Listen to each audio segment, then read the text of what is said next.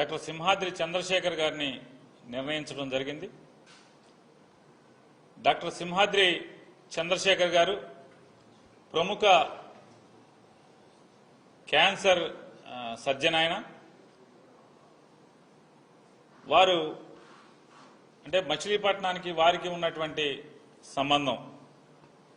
వారి తండ్రి గారు కూడా అవనిగడ్డకి 3 పర్యాయాలు శాసనసభ్యుడిగా సింహాద్రి సత్యనారాయణ గారు అని చెప్పని 1985, 89, 94 ఈ 3 టర్ములు కూడా డాక్టర్ సింహాద్రి చంద్రశేఖర్ గారి తండ్రి గారు సింహాద్రి సత్యనారాయణ గారు శాసనసభ్యులుగా, అలాగే 10 సంవత్సరాలు ఆంధ్రప్రదేశ్ రాష్ట్ర అవిభాజ్య రాష్ట్ర మంత్రిగా ఎన్టీ రామారావు గారితోనూ తర్వాత కూడా ఆయన మంత్రిగా పనిచేయడం జరిగింది. అలాగే వీరు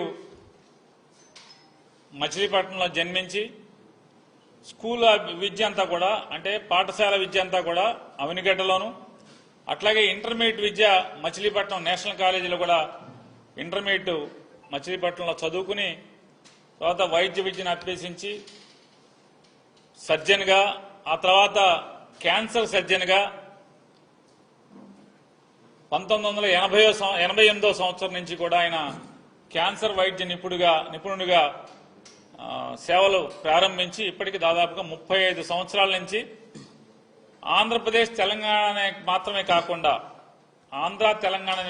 కాకుండా సౌత్ ఇండియాలోనే పేరుగాంచినటువంటి ఆంకాలజీ సర్జన్గా ఎంతో మందికి సేవలు అందించడం. రెండవది ఆయన వారి తండ్రి గారు ఎన్టీ రామారావు గారితో సహచరుడిగా ఉన్నప్పటికీ కూడా క్యాన్సర్ వైద్య నిపుణుడిగా ఎల్లలు లేనటువంటి సేవలు అందించడం. మేమందరం కూడా కాంగ్రెస్ కుటుంబాల నుంచి వచ్చిన వాళ్ళం, కానీ మా ఊరు నుంచి ఏ పేషెంట్ ఉన్నా వారికి ఫోన్ చేసి రెఫర్ చేయటం. వారు అంతే మాతో ఎక్కడో కూడా వీళ్ళ పార్టీ వేరు, వీళ్ళు కాంగ్రెస్ పార్టీ, కానీ మా నాన్నగారు తెలుగుదేశం కాబట్టి అనే ఇంత కూడా మాకు అనుమానం అనేది లేకుండా వెంటనే రిసీవ్ చేసుకోవడం, కాల్ రిసీవ్ చేసుకోవడం, లేదా థియేటర్లో ఉంటే వెంటనే థియేటర్ నుంచి బయటకు వచ్చిన తర్వాత ఫోన్ చేయడం.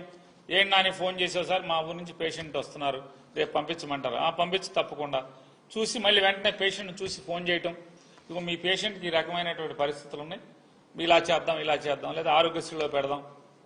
ఇట్లా ఎల్లలు లేనటువంటి ఈ పార్టీ ఆ పార్టీ అనేటువంటి సరిహద్దులు లేకుండా ఆయన సుమారుగా 35 సంవత్సరాలు అవిరళ సేవ అందించారు.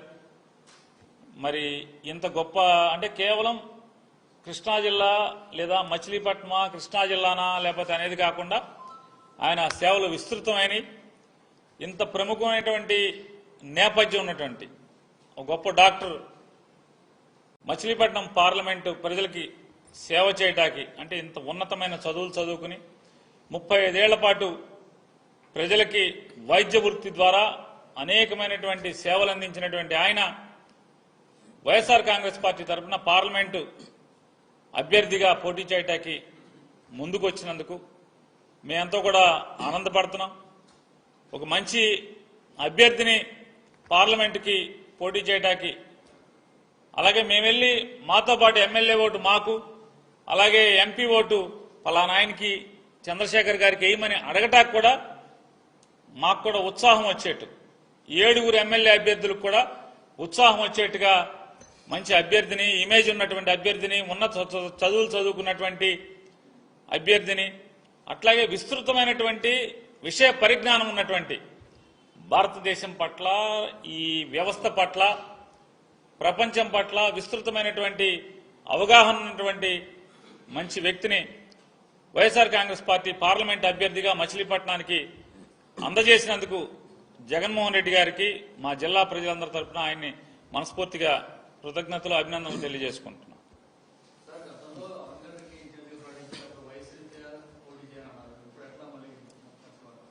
వయసు రీత్యా అని మీతో చెప్పారా? ఏమని?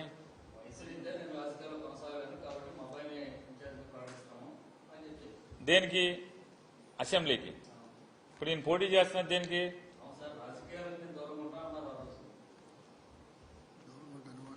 రాజకీయాలకు దూరంగా ఉంటాననేది మీరు ఊహించుకుంటే ఎవడేం చేయలేడు. ఆయన పార్లమెంట్కి ఈరోజు జగన్మోహన్ రెడ్డి గారు అలా కాదన్నా నీ సేవలు కావాలి ఈ రాష్ట్రానికి, ఈ నియోజకవర్గం ద్వారా ఈ రాష్ట్రానికి నీ సేవలు కావాలని చెప్పని జగన్మోహన్ రెడ్డి గారు వారిని కూర్చోబెట్టి మాట్లాడారు.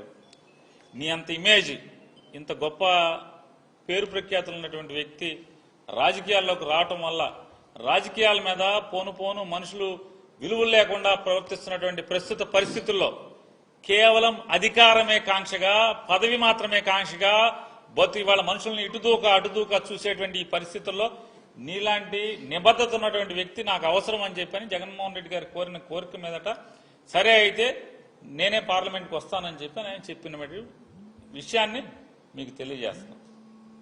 దానికి అంటే మీరందరూ ఎట్లా ఉందండి మీ పరిస్థితులు, ఎందుకు వచ్చారు, ఈయన ఇంత మంచి అభ్యర్థిని ఎందుకు పెట్టారన్నటువంటి మీరు బాధపడితే ఎట్లాగా, అవతల తరపున కూడా మీరే బాధపడితే ఎట్లాగా.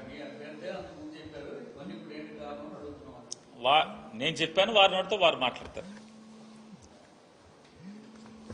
మీరు ఆ రోజున అసెంబ్లీ స్థానానికి అడిగినప్పుడు ఈ పార్టీ ఆదేశాల మేరకు నేను ఇలా పార్లమెంట్కి అయితే నువ్వు సరిపోతావన్నా అని అన్నారు.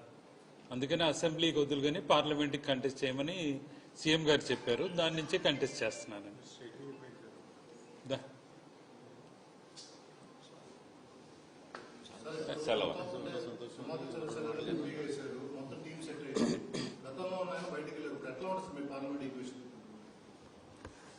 గతంలో ఆయన ఎవరు, ఎక్కడి నుంచి వచ్చాడు, ఇవన్నీ మేము పరిగణలో తీసుకోవాలా. జగన్మోహన్ రెడ్డి గారు పెట్టాడు, జగన్ గారు ఇమేజ్ మీదే గెలిచారు. గతం ఎవరు, ఎక్కడి నుంచి వచ్చారు, మా ఊరు కాదా, ఏం చదువుకున్నారు, డాక్టర్ గారా, యాక్టర్ గారా అని మేమేం చూడాల. ఆ రోజు జగన్ గారు పంపించారు, జగన్ గారు బొమ్మ పెట్టాం, జగన్ గారు బొమ్మ పెట్టుకునే 7 ఎమ్మెల్యేలు పార్లమెంట్ సభ్యుడు గెలిచాం.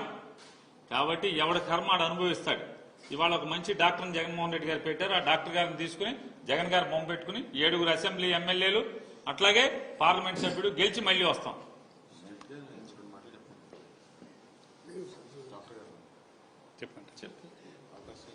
నేను ఈ ఎంపీకి అవకాశం ఇచ్చినందుకు జగన్మోహన్ రెడ్డి గారికి ధన్యవాదాలు చెప్తున్నాను. ఏంటంటే ఇంతకాలం చాలా కాలం నుంచి ఈ రాజకీయాలలో అలవాటు ఉంది, అంతేగాని ప్రత్యక్ష రాజకీయాలు ఎప్పుడు చేయలేదు నేను. తర్వాత ఏంటంటే ఇంతవరకు ఈ రోగులకు కానీ మా ఊరు ప్రజలకు కానీ సేవ చేయటమే. ఈసారి ప్రత్యక్ష రాజకీయాల్లో ఉండాలన్నా నువ్వు అన్ని